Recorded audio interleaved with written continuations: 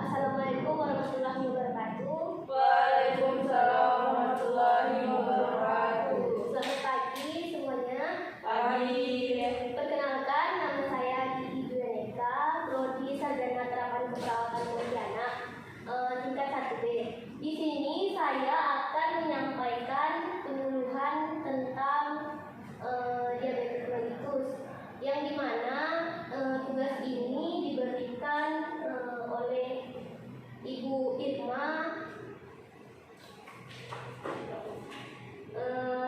Bu Irma Triani, SKM MKes, mata kuliah promosi kesehatan, yang dibimbing oleh Pak Asep, MS Asep Nugraha Pusdiana, STRK. Baiklah, yang pertama-tama, marilah kita panjatkan puji dan syukur kehadiran Allah Subhanahu wa Ta'ala, yang mana di pagi hari yang cerah ini kita masih diberikan kesehatan jasmani maupun rohani untuk mengikuti kegiatan ini. Baiklah, pada pagi hari ini saya akan menyampaikan materi tentang DM atau diabetes mellitus, yang mungkin sudah tidak asing lagi bagi saudara-saudara. Yang pertama itu ada pengertian diabetes mellitus. Diabetes mellitus itu merupakan penyakit gangguan metabolik, namun akibat pankreas yang tidak mampu memproduksi insulin secara cukup atau tidak mampu menggunakan insulin yang telah diproduksi secara efektif. Insulin merupakan hormon yang memiliki fungsi untuk mengatur keseimbangan gula darah dalam tubuh. Nah, yang kedua itu klasifikasi diabetes mellitus. Yang pertama itu ada diabetes mellitus tipe 1. Pada diabetes mellitus tipe 1 atau diabetes mellitus insulin dependent lebih sering terjadi pada usia remaja. Lebih dari 90% dari sel pankreas yang memproduksi insulin mengalami kerusakan secara permanen. Oleh karena itu, insulin yang diproduksi sedikit atau tidak langsung dapat diproduksi. Hanya sekitar 10% dari semua penderita diabetes mellitus menderita tipe 1. Diabetes tipe 1 kebanyakan pada usia di bawah 30 tahun. Diabetes mellitus tipe 2. Diabetes mellitus tipe 2 atau diabetes non insulin dependent ini tidak ada kerusakan pada pankreasnya dan dapat terus menghasilkan insulin. Bahkan kadang-kadang insulin pada tingkat tinggi dari normal, akan tetapi tubuh manusia resisten terhadap efek insulin, sehingga tidak ada insulin yang cukup untuk memenuhi kebutuhan tubuh. Diabetes mellitus tipe ini sering terjadi pada dewasa yang berumur lebih dari 30 tahun dan menjadi lebih umum dengan peningkatan usia.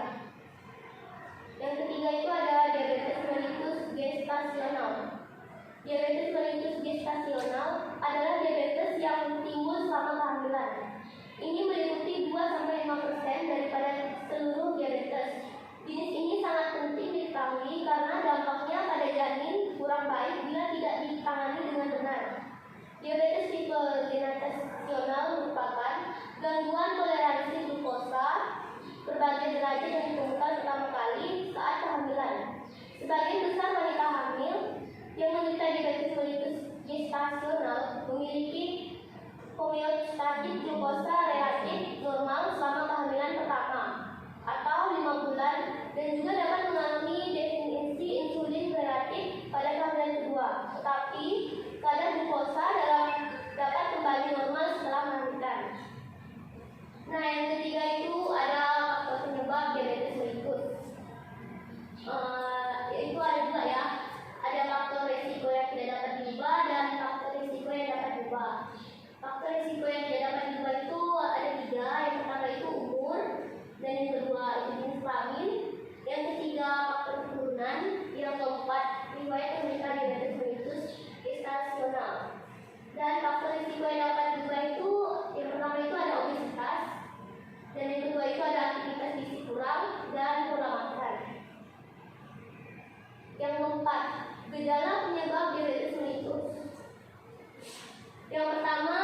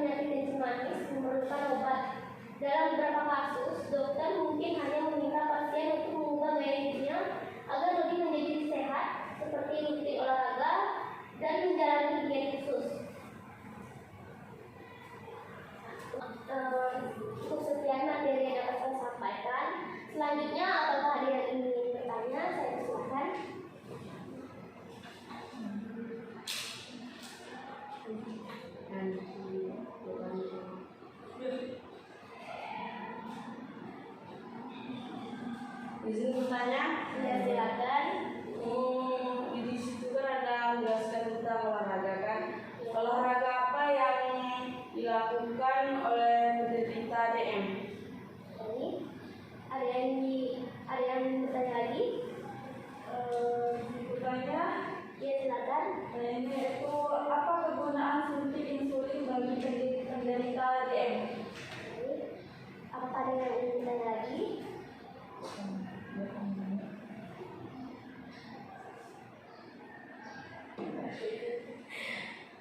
Saya ingin bertanya, Ya, silakan.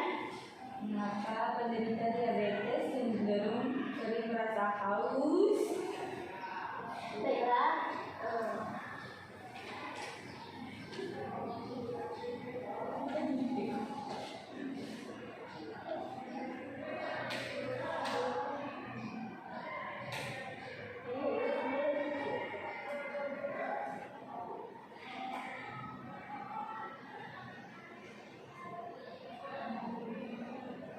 Baiklah, saya akan menjawab soal nomor 1 ya. Seperti apa contoh olahraga yang dapat dilakukan oleh penderita DM? Yang pertama itu dengan olahraga seperti jalan cepat. Yang kedua itu senam diabetes. Ada juga senam kaki diabetes. Dan yang ketiga itu ada yoga. Dan yang keempat itu bersepeda.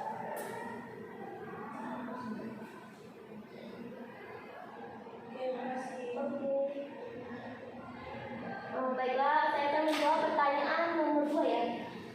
Apa kegunaan suntik insulin bagi penderita diabetes mellitus? Baiklah, suntik insulin adalah obat untuk memenuhi kebutuhan insulin pada penderita diabetes.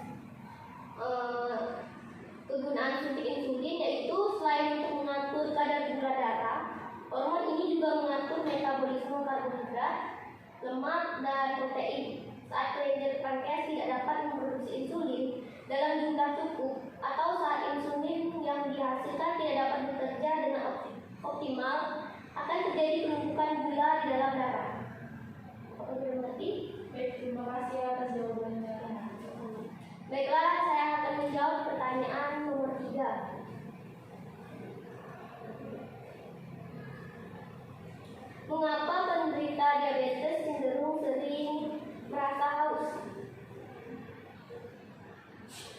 Sering merasa haus atau disebut dengan polydipsia.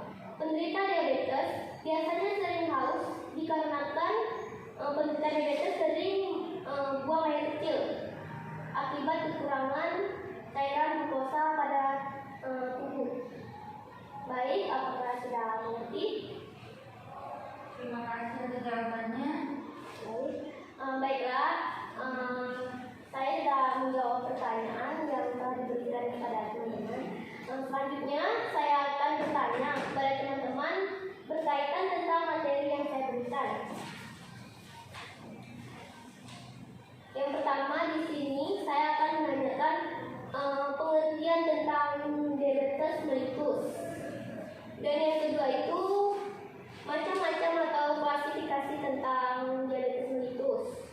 Dan yang ketiga pertanyaan itu sebutkan faktor penyebab diabetes mellitus.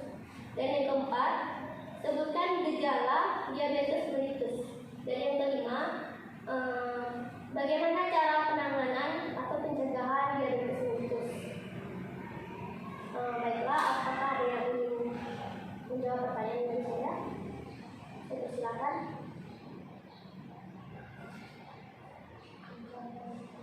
Baik, silakan. Bentar ya, ini mana sih? Hah? Ada yang Silakan. menjawab. Ya, silakan. Saya akan menjawab pertanyaan pertama tadi. Namanya pertanyaannya adalah apa pengertian dari diabetes mellitus? Seperti yang sudah dijelaskan tadi, pengertian diabetes mellitus adalah penyakit gangguan metabolisme menahun akibat pankreas yang tidak mampu memproduksi insulin secara cukup atau tidak mampu menggunakan insulin yang telah diproduksi secara efektif. Ya. Baik. Lagi? Sekian jawaban saya.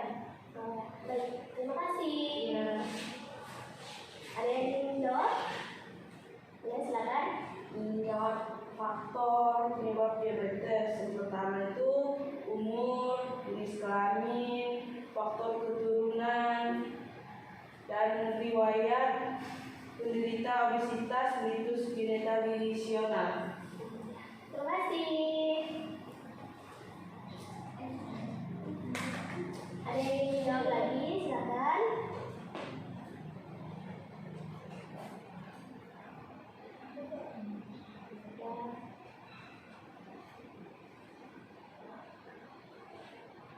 Saya akan menjawab gejala penyebab diabetes mellitus.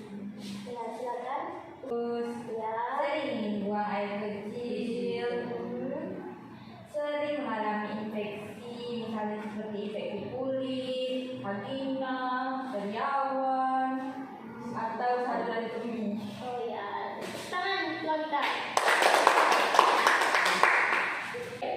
Saya akan menjawab pertanyaan bagaimana cara mencegah diabetes mellitus yang di fase 1, yaitu ketika mengalami kondisi ini, sistem kekebalan tubuh akan menyerang sel yang memproduksi insulin sehingga kadar insulin yang dihasilkan tubuh berkurang.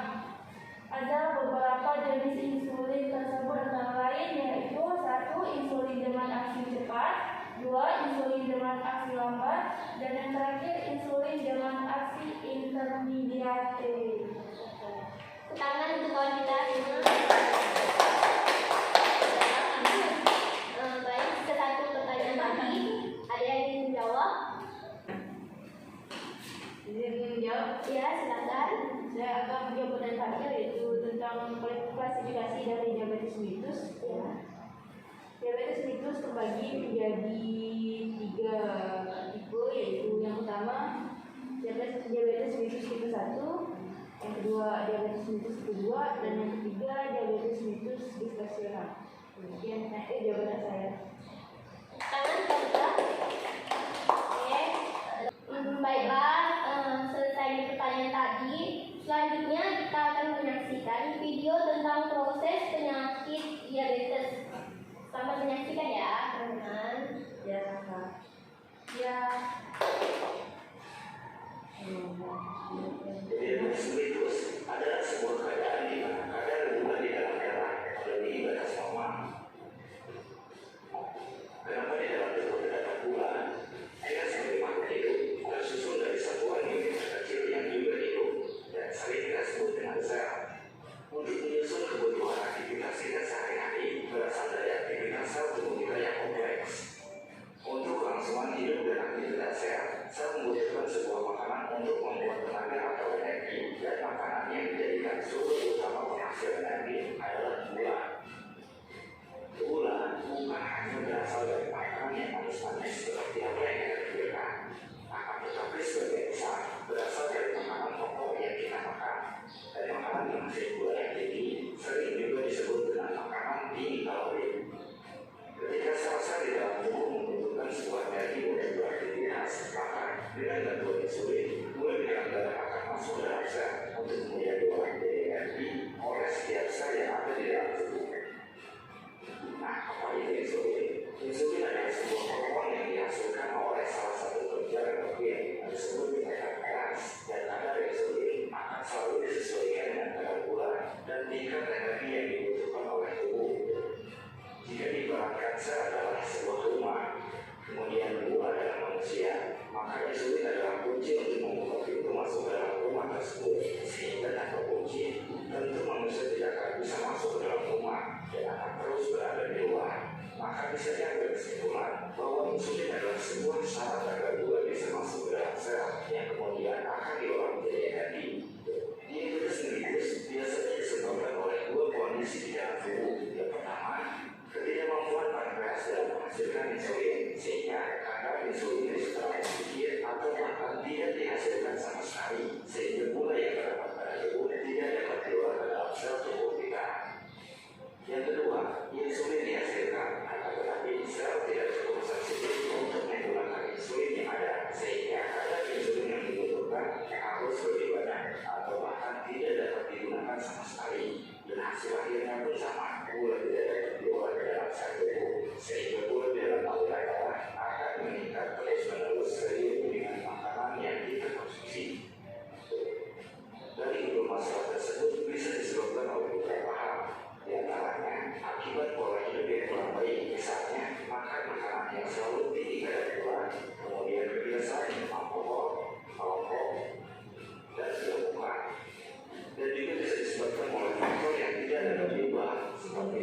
usia, nomor keturunan, dan autoimun.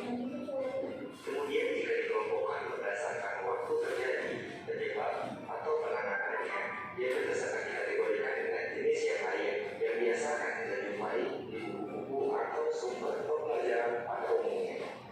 Biasanya, diabetes mellitus memiliki 3 gejala khas karena mellitus seringnya terjadi pada penderita diabetes.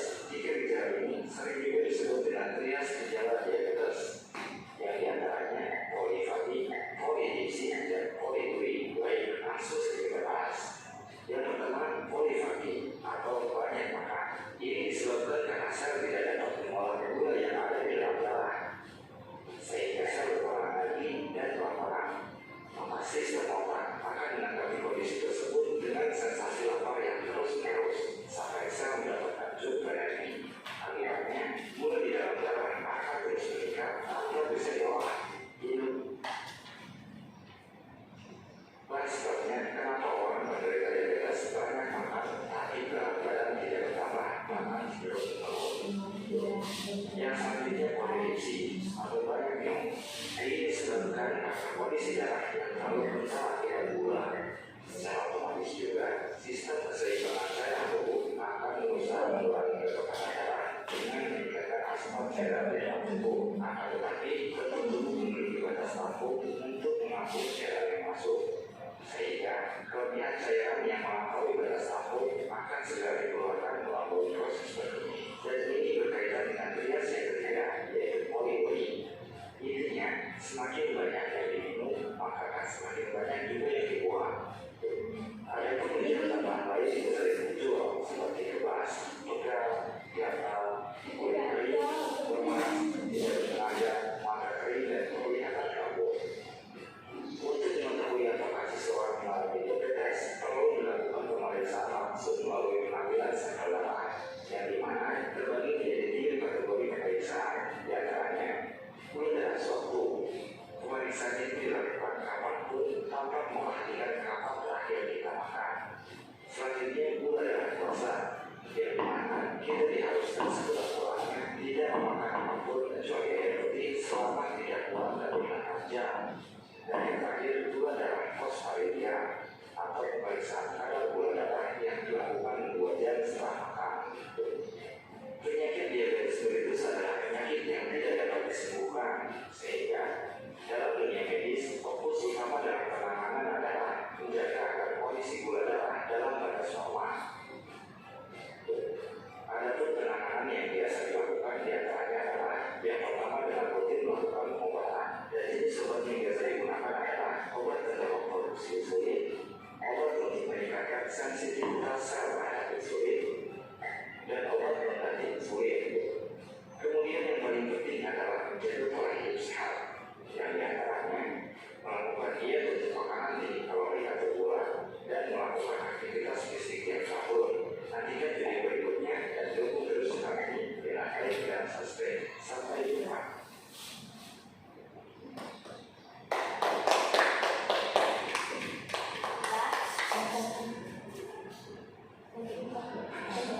Baiklah, demikian.